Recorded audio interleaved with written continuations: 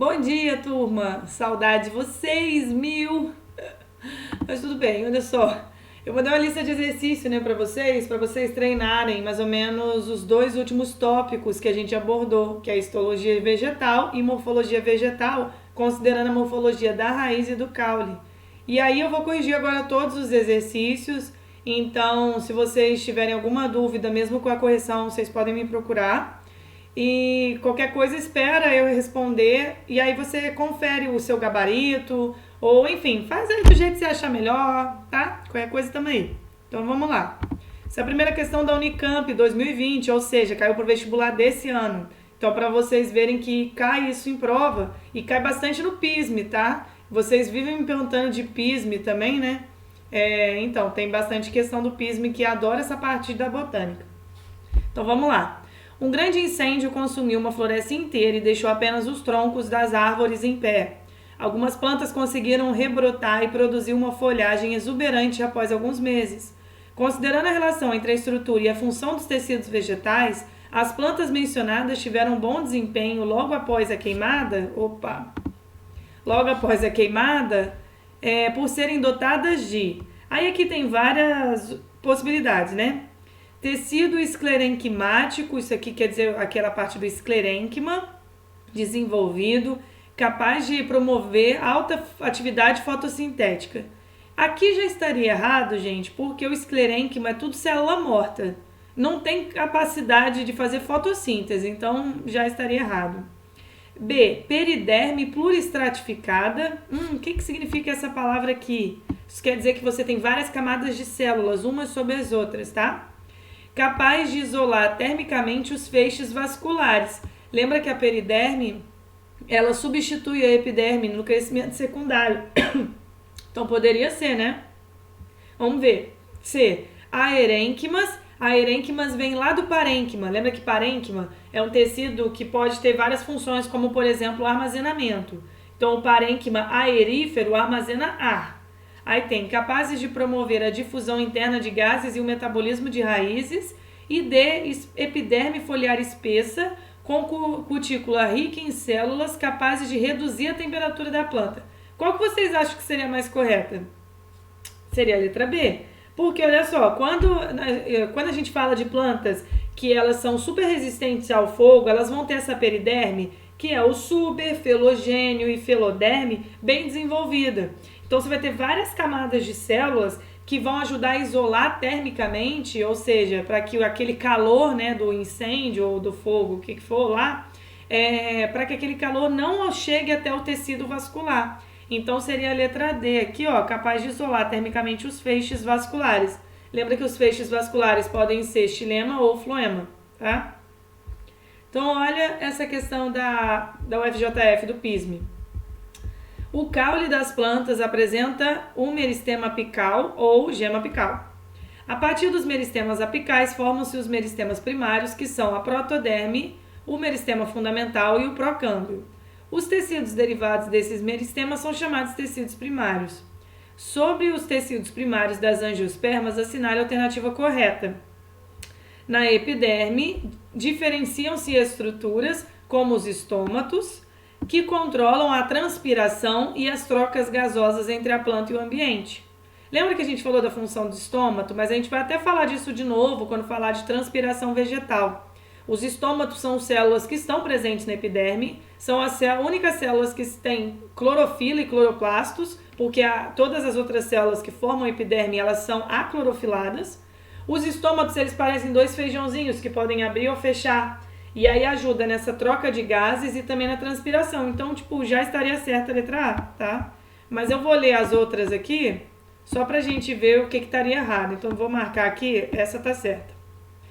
B. O esclerênquima é um tecido de sustentação da planta formado por células vivas.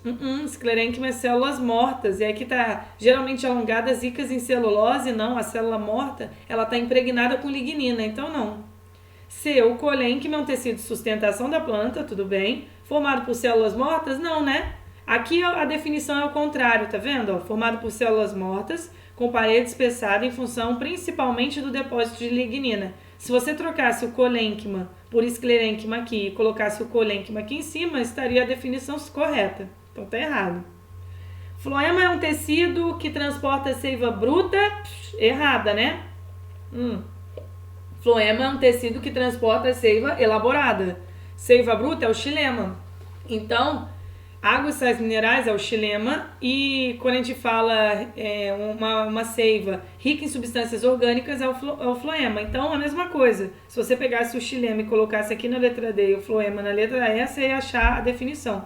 Ó, xilema é um tecido que transporta seiva elaborada, tá errado, né? Porque é bruta, rica em substâncias orgânicas derivadas da fotossíntese a partir de estruturas como células crivadas. Então era só trocar aqui. Aqui seria xilema e aqui floema embaixo.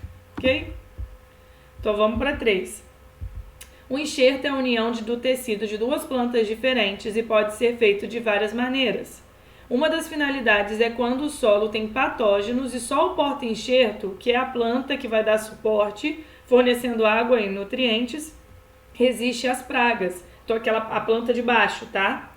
E a outra é quando se quer produzir um fruto com mais qualidade.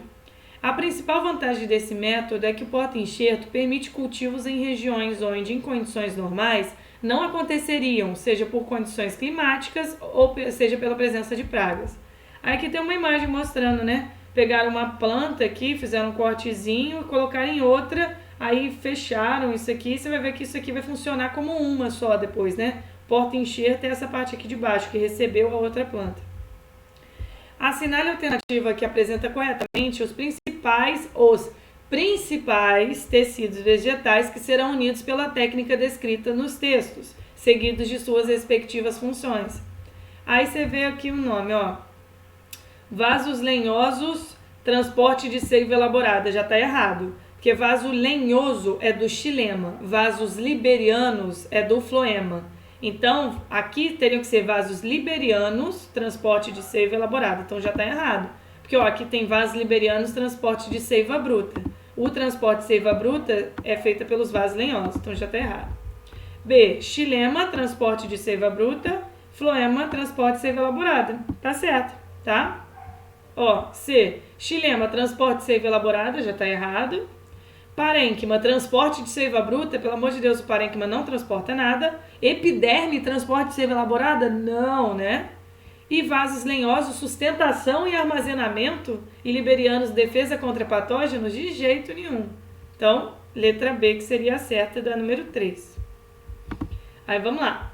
Os vegetais multicelulares são formados por um grupamento de células diferenciadas que exercem uma mesma função. Esses conjuntos celulares são designados como tecidos e a divisão da biologia que os estuda é denominada de histologia. Nesses tecidos existem células que possuem celulose em sua parede celular, vacúolos e cloroplastos em seu interior.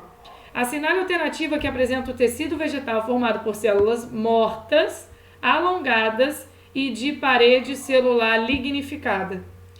Então, essa que a gente fala lignina é uma substância que ela vai isolar a célula. Então, se você tem um depósito de lignina ali, a célula não consegue mais se comunicar com as outras, trocar nutrientes. Então, por isso que ela acaba morrendo.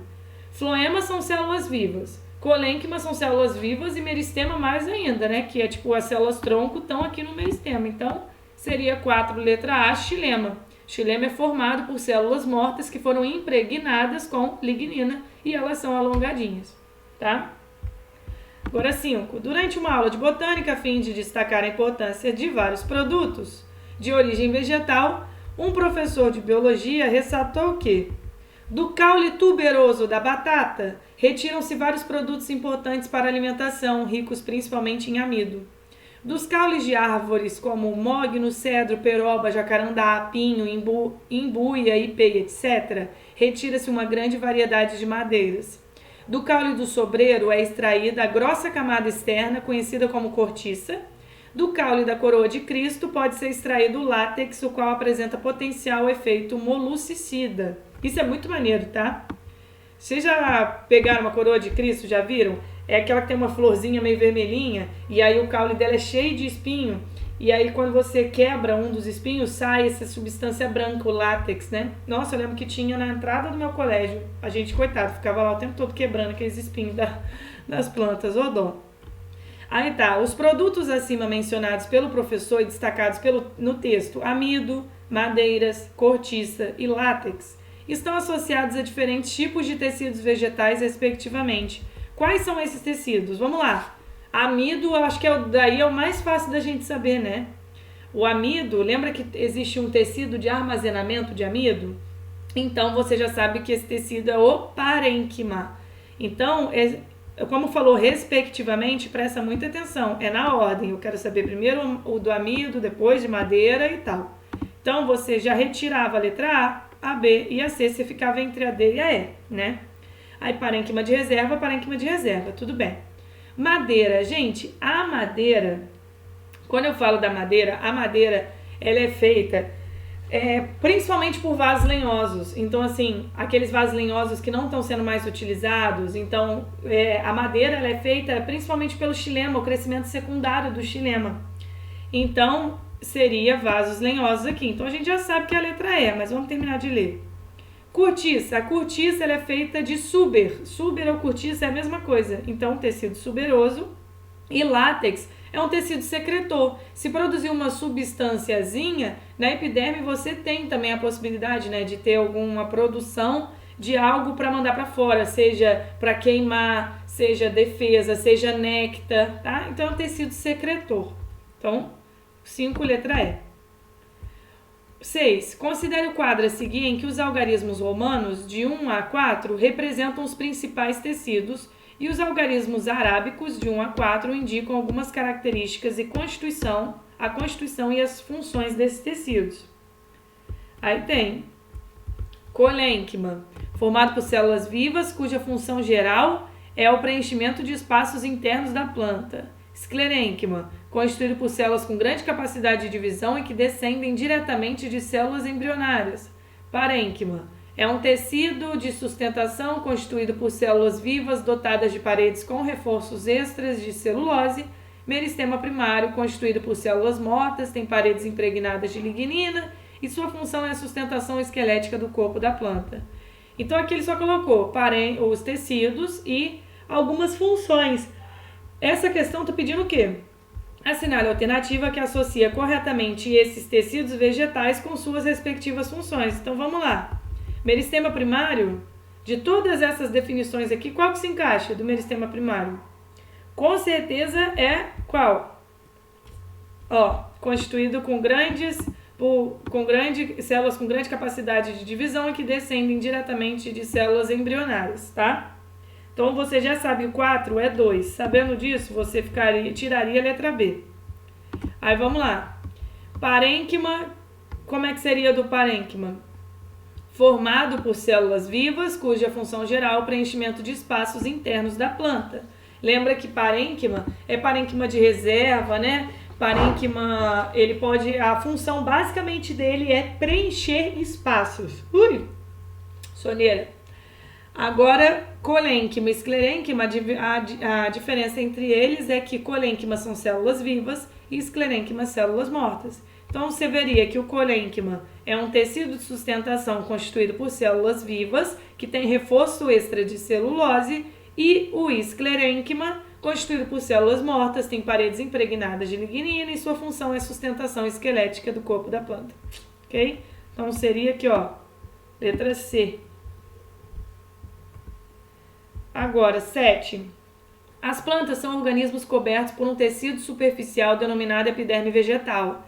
Esse tecido pode ser formado por uma ou mais camadas de células e possui estruturas especializadas nas trocas gasosas e na prevenção da perda de água nesses organismos, que de acordo com as alternativas abaixo, compreendem respectivamente os trocas gasosas. Qual que é a célula que a gente falou que faz troca gasosa? Estômato. E prevenção da perda de água nos organismos, lenticelas, é só aquelas aberturinhas que tem no caule que ajudam nas trocas gasosas. Aqui tá faltando um A, né? Hidatódios são aquelas células que ficam no limbo foliar, né, na extremidade da folha, fazem o fenômeno chamado gutação, coloca a água em excesso para fora das folhinhas em formato de gotas, tá? Então seria estômatos e os tricomas. Ó, essa quarentena tá complicada. Ok? 7, letra C. Analise as figuras abaixo, depois assinale a alternativa que associa corretamente o número da seta ao respectivo nome da estrutura e cita o tecido vegetal no qual essas estruturas são encontradas, tá? Então aqui a gente já vê, o que vocês acham que é cada uma dessas coisas aqui? Aí tinha as opções, ó. Acúlio, o número 1, acúlio, pelo e papila, espinho ou tricoma. Depois, a número 2, estômato, poderia ser um plasmodesmo, que isso daqui é só uma comunicação entre células, e datódio. O 3, espinho ou tecido epidérmico, acúlio ou tecido parenquimático, tricoma, tecido meristemático. Aqui era para você saber. Gente, esse primeiro aqui é tricoma, né? O segundo é estômato, o terceiro é um acúlio. Então, sabendo disso, você marcaria a letra E. De onde que vêm todas essas três estruturas? Elas estão presentes no tecido epidérmico, ok? 9. As plantas, assim como os animais, apresentam órgãos compostos de diferentes tecidos e esses tecidos apresentam diferentes funções: revestimento, assimilação e reserva, sustentação e condução. Os tecidos que desempenham essas funções são, respectivamente, vamos lá, quem é que faz revestimento? Epiderme, colênquima ou parênquima? Epiderme, né? Quem é que faz assimilação e reserva? Parênquima, epiderme ou esclerênquima ou colênquima? Parênquima. Quem é que ajuda na sustentação? Poderia ser um esclerênquima ou colênquima. E na condução, xilema ou floema. Então, você vendo as opções que tinha, você marcaria aqui, ó. Revestimento epiderme, assimilação e reserva parênquima, sustentação esclerênquima, condução floema. Ok. Ai, gente, vocês também estão ficando com bastante sono? Sério? Meu relógio biológico tá todo mexido. Vamos lá, 10. A rolha de cortiça, gente, se eu falei cortiça, o que já é para você pensar? Cortiça, eu tenho que falar do Suber toda vez. A rolha de cortiça, utilizada para tapar garrafas de vinhos, apresenta características fundamentais que interferem na qualidade das bebidas armazenadas, entre elas a porosidade. A cortiça é extraída a partir do Suber, da espécie de árvore Quercus suber ou sobreiro, original da Península Ibérica. A porosidade da cortiça deve-se ao fato de esse tecido vegetal ser constituído por células, cujo citoplasma apresenta vacúolo repleto de ar, isso aqui seria um parênquima, né? Mortas em que restam apenas as paredes celulósicas, células cuja membrana plasmática apresenta alta permeabilidade, vivas cuja parede celular apresenta reduzida quantidade de celulose e, por fim, originadas a partir de tecidos condutores de seiva, portanto, tubos. Qual que vocês acham que se encaixa mais com a definição do que seria uma cortiça, né? Essa daqui, ó, células mortas em que restam apenas as paredes celulósicas. A cortiça são células mortas, né? Então, texto para a próxima questão. Alunos de uma escola no Rio de Janeiro são convidados a participar de uma excursão ao Parque Nacional Jurubatiba. Antes do passeio, eles leem o trecho de uma reportagem publicada em uma revista. Jurubatiba será o primeiro parque nacional em área de restinga, num braço de areia de 31 km de extensão, formado entre o mar e 18 lagoas. Numa área de 14 mil hectares, ali vivem jacarés, capivaras, lontras, tamanduás mirins. Gente, eu não consigo ler vários animais que eu lembro daquele vídeo. Espaçonave, papagaio, periquito, rato que voa. Tá, continuando. Aposto que o Kelvin riu nessa parte aí agora. Além de milhares de aves e de peixes de água doce e salgada. Os peixes de água salgada, na época das cheias, Passam para as lagoas, onde encontram abrigo, voltando ao mar na cheia seguinte. Nos terrenos mais baixos, próximos aos lençóis freáticos, as plantas têm água suficiente para aguentar longas secas. Já nas áreas planas, os cactos são um dos poucos vegetais que proliferam pintando o areal com um verde pálido, tá?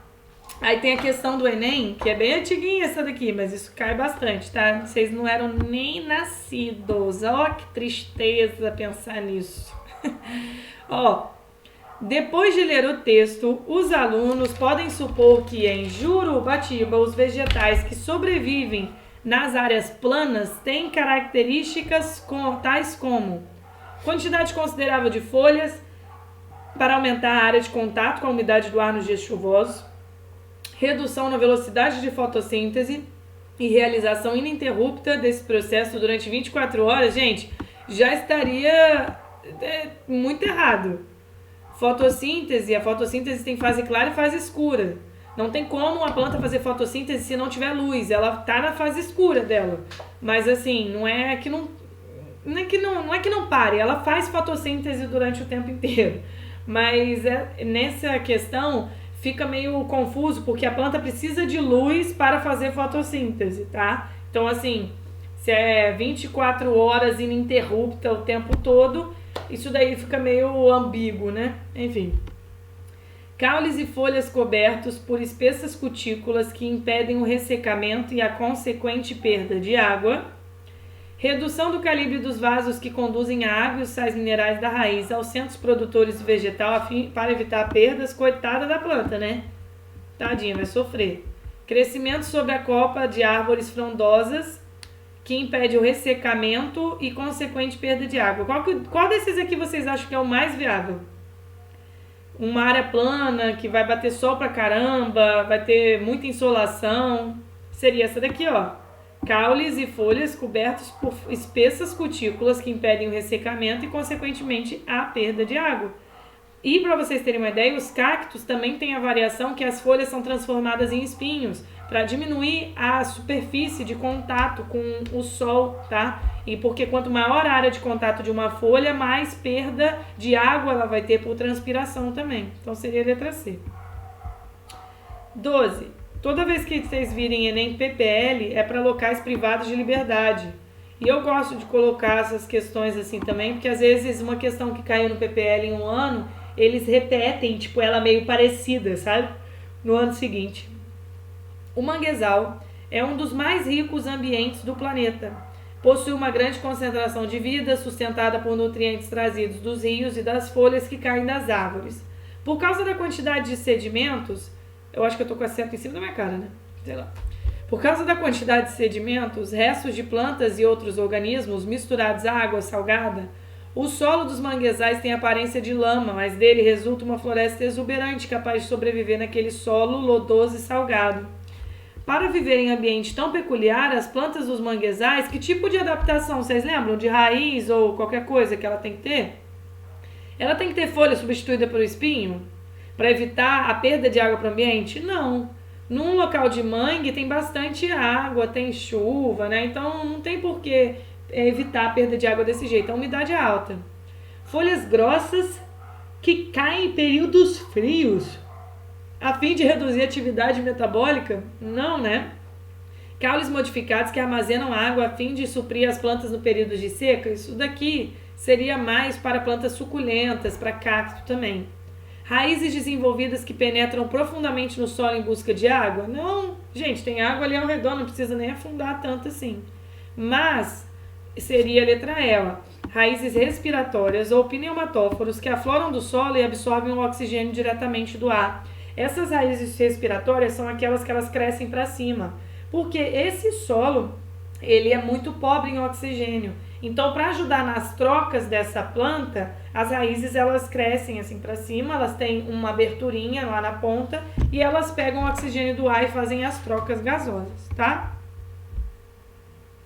Então, vamos lá. 13. A caatinga é o único bioma exclusivamente brasileiro, ocupando cerca de 7 a 10% do território nacional. Nesse ambiente seco, mesmo quando chove, não há acúmulo de água, pois o solo é raso e pedregoso. Assim, as plantas desse bioma possuem modificações em suas raízes, caules e folhas que permitem melhor adaptação a esse ambiente, contra a perda de água e de nutrientes. Geralmente, seus caules são suculentos, aqueles gordinhos. Suas folhas possuem formas de espinhos e cutículas altamente impermeáveis que apresentam queda na estação seca. Aí tem, considerando as adaptações nos órgãos vegetativos, a principal característica das raízes dessas plantas que atribui sua maior adaptação é qual? Gente, como é que você acha que é uma raiz de uma planta de caatinga? Pensa, acabou de falar aqui, ó, não tem acúmulo muito de água, que o solo ele é raso e pedregoso. Como é que vocês acham que seria? Armazenamento de nutrientes por um sistema radicular aéreo, fixação do vegetal ao solo por um sistema radicular do tipo tuberoso, fixação do vegetal ao substrato por um sistema radicular do tipo sugador. O tipo sugador, gente, é parasita, tá? Absorção de água por um sistema radicular desenvolvido e profundo e armazenamento de água do solo por um sistema radicular do tipo respiratório. Qual que vocês acham? Seria essa daqui, ó. D. As plantas de locais muito secos, as raízes delas são bem desenvolvidas e elas vão muito lá no fundo. Para conseguir pegar, sei lá, a água que tiver disponível lá embaixo mesmo no solo, tá? Então seria a letra D. Ó. Próxima da UERJ. Por serem formados por sedimentos bem finos que se deslocam facilmente, os solos dos mangues são instáveis. Árvores encontradas nesse ambiente apresentam adaptações que garantem sua sobrevivência como formato diferenciado de suas raízes, ilustrado na imagem. Aí tem aqui, ó, vocês lembram que tipo de raiz é esse? Vocês lembram? Isso aqui é uma raiz tipo de suporte, né, que a gente fala também. O formato diferenciado de raiz desses vegetais contribui para o seguinte processo. Por que é bom em local de mangue ter raiz desse jeito? Porque se tem bastante água, se o solo ele é instável, essa raiz ajuda a planta a se fixar. Então seria 14, letra A, fixação. Ok? Agora vamos ver a 15. As plantas vasculares apresentam uma grande diversidade de adaptações morfológicas que permitem a ocupação dos mais diferentes tipos de ambientes. Com relação aos sistemas radiculares e caulinares, é correto afirmar que o rizoma da bananeira é um tipo de raiz pivotante armazenadora de amido. Nossa, não. Tá muito errado isso daí, por quê? Rizoma é um caule subterrâneo, não é uma raiz pivotante e não armazena amido, só tem as gemas para ter a produção de novas plantas ali, né? Sair novas folhas e tal. Na cebola, o sistema caulinar é do tipo colmo, não. Cebola é bulbo, né? Formado por camadas de folhas carnosas armazenadoras. Isso aqui seria bulbo. As plantas parasitas, como a erva de passarinho, desenvolvem raízes aéreas sugadoras ou austórios. Opa, tá certo. A erva de passarinho ela é chamada hemiparasita. Ela é hemiparasita porque ela só suga a seiva bruta da planta que ela está crescendo em cima. Já o cipó-chumbo é uma planta que é chamada de holoparasita porque não faz fotossíntese e aí esse tipo de raiz sugadora vai aproveitar para pegar a seiva elaborada da planta que ele está crescendo em cima. Vamos ver as outras. Então, a gente já sabe que a 15 aqui, ó, a letra C. Deixa eu colocar. Em regiões com estresse hídrico, muitas espécies de plantas xerófitas, como os cactos, desenvolvem raízes do tipo pneumatóforos de jeito nenhum. Pneumatóforo, manguezal. Os cladódios são sistemas radiculares especializados no armazenamento de nutrientes. Não.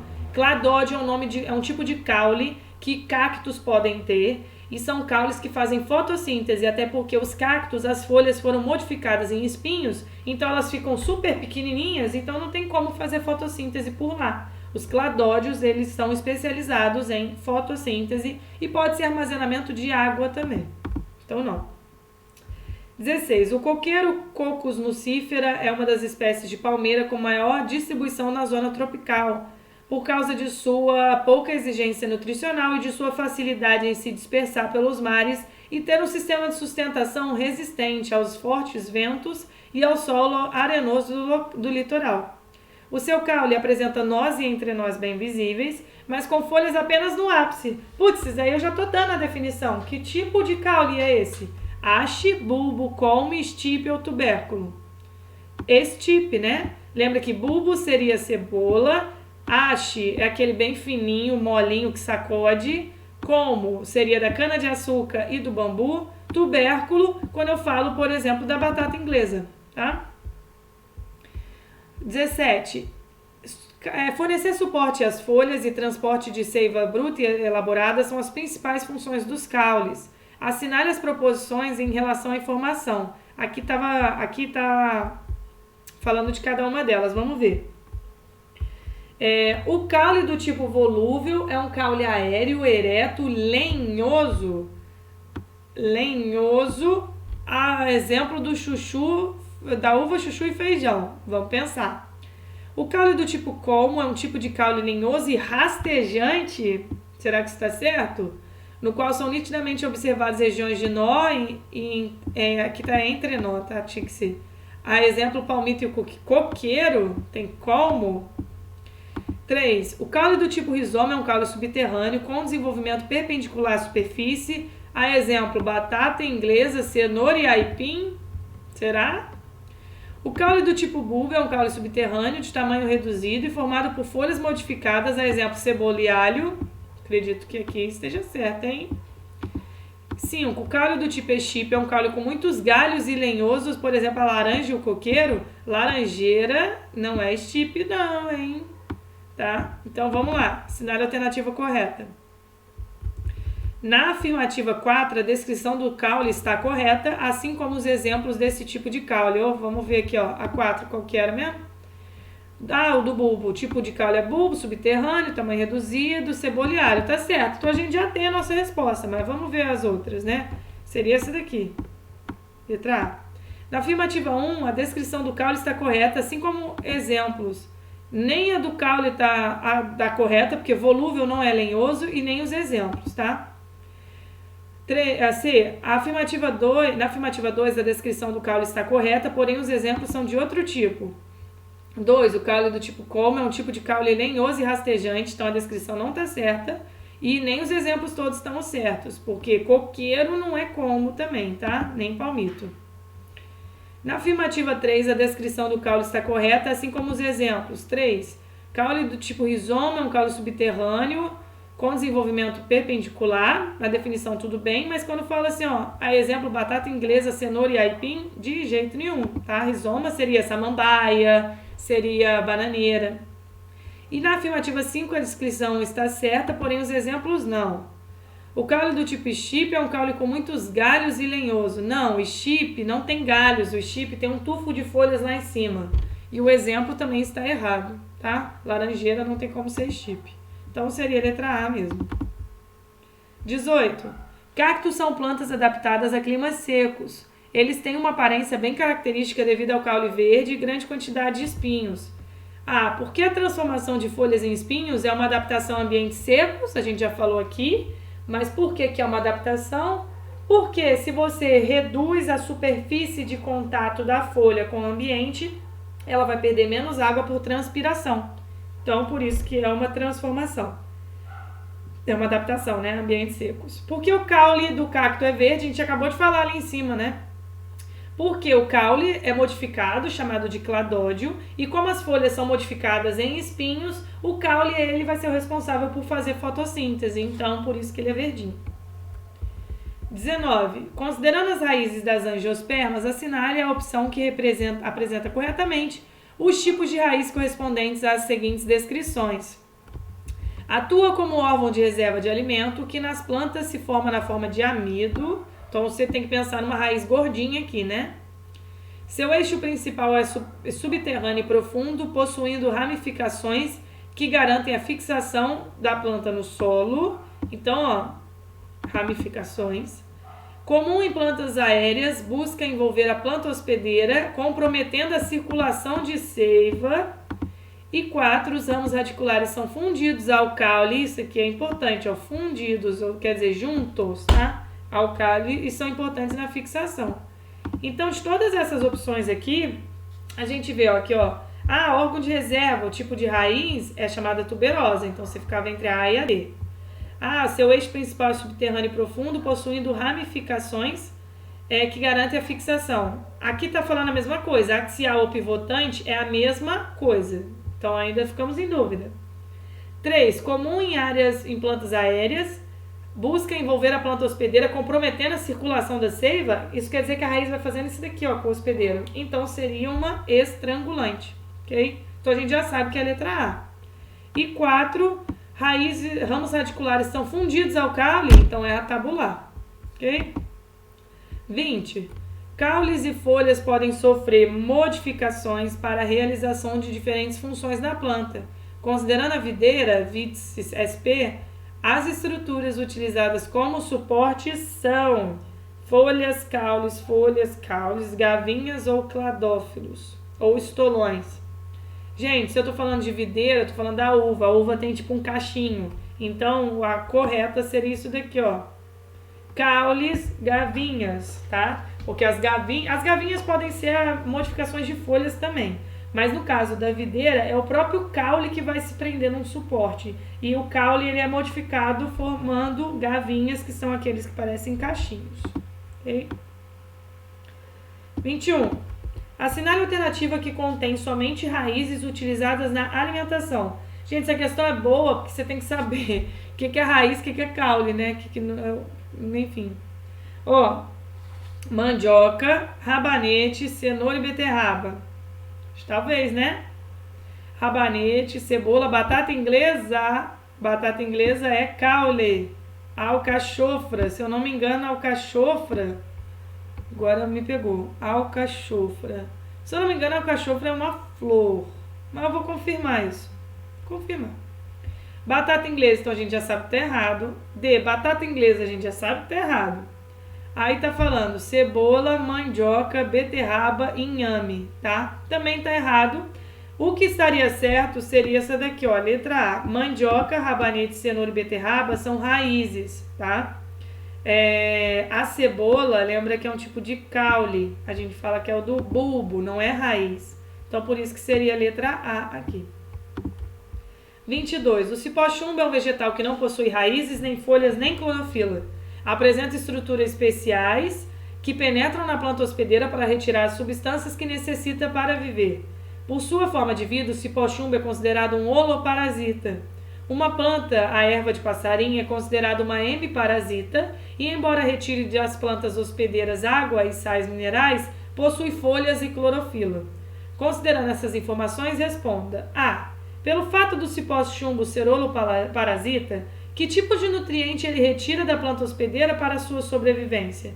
Justifique sua resposta. Ele vai tirar, gente, holoparasita, ele não faz fotossíntese. Então, como é que ele produz a glicose? Como é que ele produz alimento para ele? Ele não produz, ele rouba da planta hospedeira. Então, que tipo de nutriente vai ser retirado? Vão ser retirado o floema. E a justificativa seria isso, por ele não fazer fotossíntese, ele rouba floema da planta hospedeira para ter o seu próprio alimento. B. Quais estruturas de plantas hospedeiras são invadidas pelo cipó-chumbo e pela erva de passarinho, respectivamente? Em ambos os casos são raízes conhecidas como raízes sugadoras ou austórios. Essas raízes elas conseguem perfurar e penetrar o tecido da planta hospedeira até chegar nos vasos lenhosos ou liberianos. Porque no caso da erva de passarinho, ela faz fotossíntese, mas ela rouba seiva bruta, né, o xilema. Então rouba lá dos vasos lenhosos. Já o cipó-chumbo rouba dos vasos liberianos o floema. 23. As plantas relacionadas na coluna superior possuem caules cujos nomes estão relacionados na coluna inferior. Assinalar a resposta cuja associação está correta. Palmeira, gente, seria qual desses tipos de caule aqui? Quando eu falo da palmeira, com certeza é estipe. Lembra que estipe tem nós e entrenós divididos, mas tem um tufo de folha só no alto, tá? Cana-de-açúcar, colmo, e o colmo preenchido com um tecido cheio de açúcar lá, né? Cacto, cladódio, faz fotossíntese. Bananeira seria rizoma. Cebola seria o bulbo. Então, 23 seria a letra E. Ok? Considere uma árvore de 5 metros de altura que cresce 1 metro por ano. Se ocorrer uma lesão que deixe uma marca em seu tronco a 1,5 metros do solo, a que altura ela estará aos 5 anos? Gente, ela vai continuar, essa marca, essa lesão, vai continuar com 1,5 metros. Porque o crescimento da planta, onde é que acontece o crescimento da planta? No meristema apical. Então, a planta ela vai crescer, não porque não é como se fosse uma escada rolante que vai empurrando assim a árvore, não. Ela tem lá em cima o meristema apical, que células vão se proliferar e passando por inúmeras mitoses e depois se especializando nos tecidos, você tem a formação de maior tecido. Então, se você teve um machucado a 1,5 m, se ela tiver 10 metros de altura, aquele machucado vai estar a 1,5 m, porque ela cresce aqui em cima, tá? Então, o crescimento se dá pela extremidade apical no meristema. Se for retirado um anel da casca do caule logo acima do nível do solo, provavelmente a árvore morrerá. Por que isso acontece? Aí é que eu quero mostrar para vocês isso daqui, ó. Esse anel é chamado o anel de Malpighi. Dá uma olhada. Se eu fizesse um corte e mostrasse como que está a distribuição do xilema e do floema, você ia ver que o floema está mais para fora e o xilema mais no meio, tá? E aí, para você não esquecer disso, lembra que o F no alfabeto vem antes do X. Então, o floema vem primeiro que o xilema. Então, é isso que está representando aqui, ó. Tipo, vaso do floema e aqui vaso do xilema. Xilema sobe e floema desce. Então, para também não esquecer disso, o xilema sobe e o floema desce. O anel de Malpighi é quando você faz um corte em formato de anel aqui ao redor.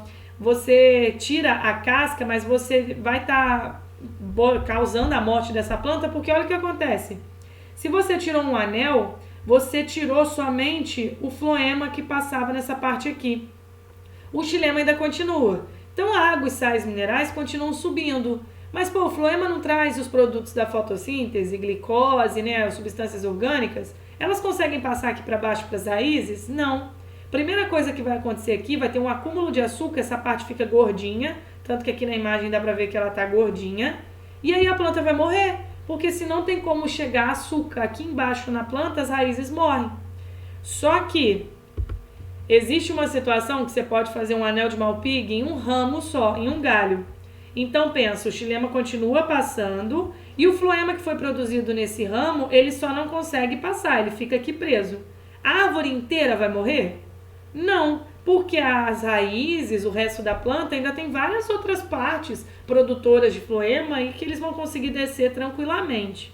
Só que, o que vai acontecer aqui? Se você tiver um fruto, ele pode ficar maior e mais doce. Porque se você está tendo um acúmulo de açúcar aqui, esse açúcar pode ir para o fruto. Então, isso pode ser uma técnica que é bastante utilizada em algumas plantações, se você quer deixar o fruto maior e mais doce. Mas plantações pequenas, né? Porque se você fala de uma monocultura aí gigante, não tem como você fazer isso sempre. Então, anel de Malpighi ao redor do tronco tira o floema, a planta morre porque falta açúcar e substâncias orgânicas para a parte de baixo. Mas se você fizer isso em um ramo, a planta não morre, o fruto pode ficar maior e mais doce, ok? Aí, estava perguntando por que isso provavelmente iria acontecer, foi porque eu falei, você está retirando o suporte de substâncias orgânicas que vieram da fotossíntese para o resto da planta, então as raízes não vão ter glicose, a planta vai morrer, ok?